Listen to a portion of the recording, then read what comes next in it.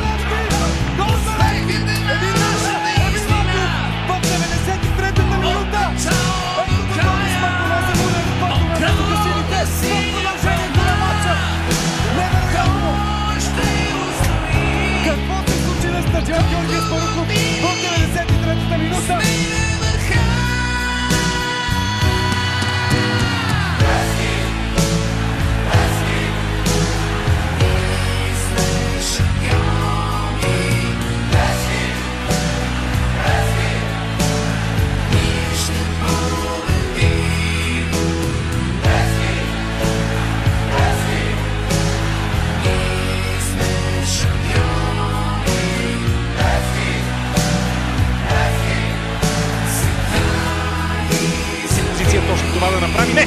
Подаване. Райков! Арш! Гол за Левски! Зарени за Левски! Шурташ! Бележи гол и Левски побеждава състава на Спартак Търнава. Брилянтна атака на сини.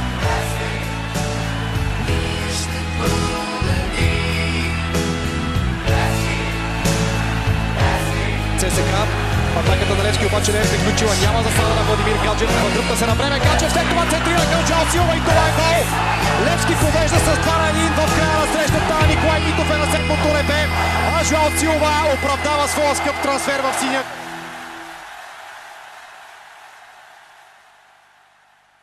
Що ми е мило и драго, от Левски мамо да бъда. Що ми е мило и драго, от Левски мамо да бъда.